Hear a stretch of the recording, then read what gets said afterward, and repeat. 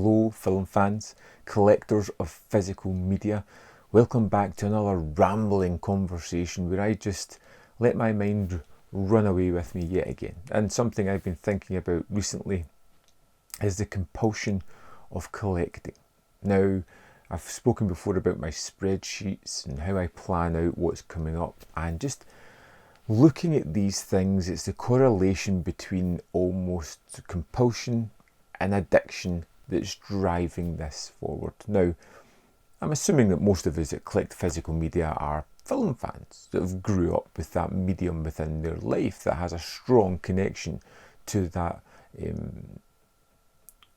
feeling of watching a movie with family, communal, back to the video shop days, some sort of feeling that connects you to that medium, the conversations that we have online, the little communities that we create where we can all delve into our quirks and our tastes and talk about the movies we love with similar like-minded people. And it's a fun environment, but it's also a dangerous environment as well. It's an enabling environment where we almost encourage each other to buy things. There is a secondary high almost of getting someone to buy something else, and I am part of the problem as well, and I don't know if it is fully a problem or if it's something that's just a problem shared, as a problem halved almost. But looking at the way I look at physical media and the way I treat it, it is most definitely a weird compulsion that we have. You know, I consume, I move on to the next one. I'm always looking at what's coming next. It's always into the distance. I'm never settled and happy with what I have immediately. It's a strange way of being. The announcements roll out and I am genuinely excited for a lot of the things that come out there. I can look and go, I would like this, this and this.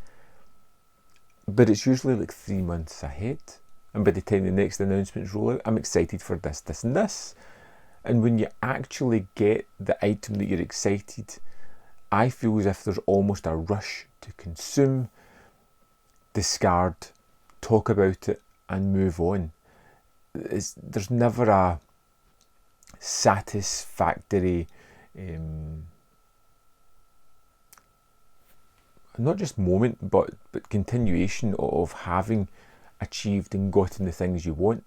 You get something and it becomes almost immaterial because now you're looking at the next thing to get. And it's such a strange process to think about the way these things affect your life or affect the way you think about things. I am eagerly waiting on titles to come through the door, and if I don't immediately jump on and watch them, sometimes they can sit for a little while.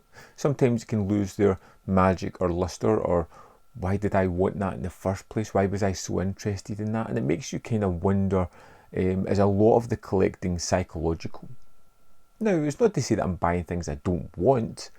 Most of the things I do want to watch and check out, it's just not things that I need to buy immediately. It's not things I get an immediate high from getting. It's just a weird idea and reflection on collecting, the compulsion, the addiction, the next high, always chasing that feeling you used to get of walking into the video store. Things that are nostalgic and driven by not just your own preferences and taste, but also by the outside world.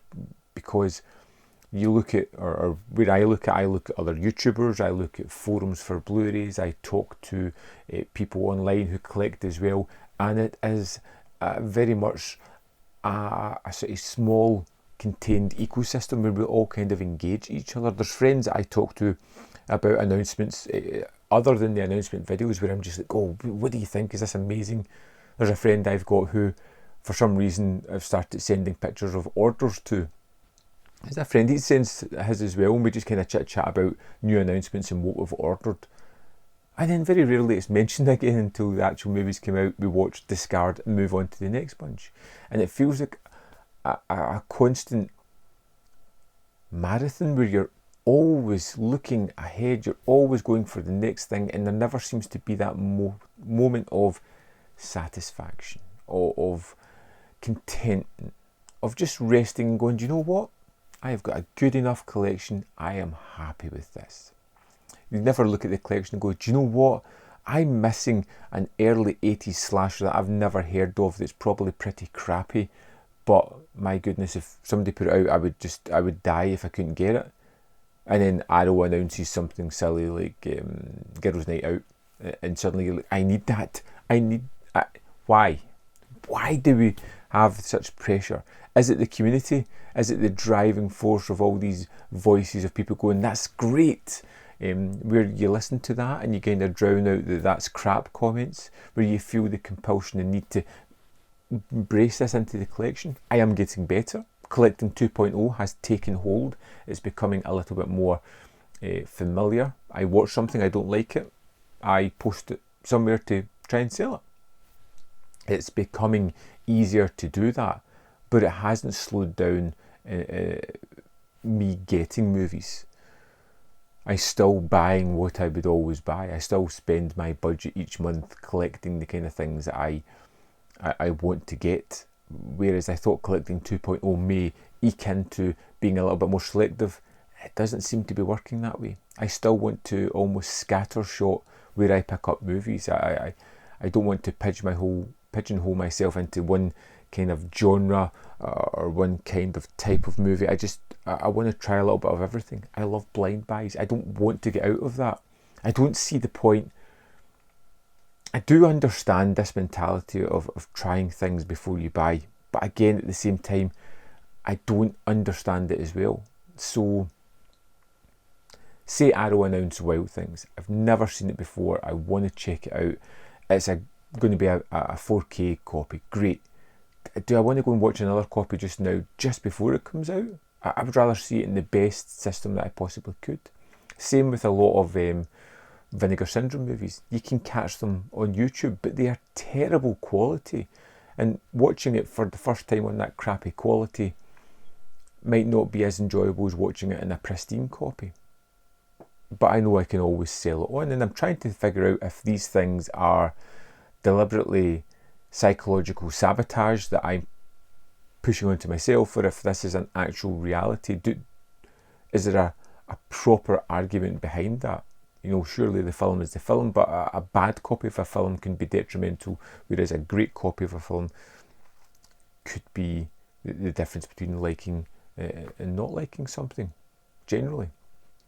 But this addiction, this compulsion, it's constantly with me. It's constantly something I'm thinking about. The driving force in a lot of my life is movies that are coming out. Oh, you know what, this Monday this title comes out and I'm looking forward to it. Or I look forward to various big releases or announcements. It's all fun and part of parcel with collecting now. It's not just about the collection. It seems to be about looking at what's coming next rather than what's already there. And almost sometimes it feels as if once something's out there, it's forgotten about. It's lost its luster, lost its attraction. Anyway, I don't really know where I was going with this one at all. It just felt as if I needed to articulate and say what I felt about the constant chasing the dreams and chasing the titles and chasing the collection that seems to be never ending.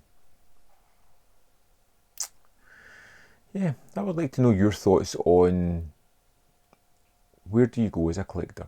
At which point do you stop? At which point is enough enough? Are you ever going to stop buying movies? Are you always going to continue to pick up things because it's something you want to do, experience new things? You want to try other films you've never heard of? You want to discover old classics for the first time? Let me know your thoughts in the comment box below. As always, there's more content up here. If you want to see more of my stuff, you can click the like button if you like these kind of videos. And if you want to join me on Patreon or the membership program, that would be amazing. And that really does help the channel grow. And if you can't do that because times are tough and everybody needs their money for gas and electricity, just liking the video, sharing the video, commenting, it all works wonders for the YouTube algorithm apparently. And I appreciate that as well. Thanks for watching.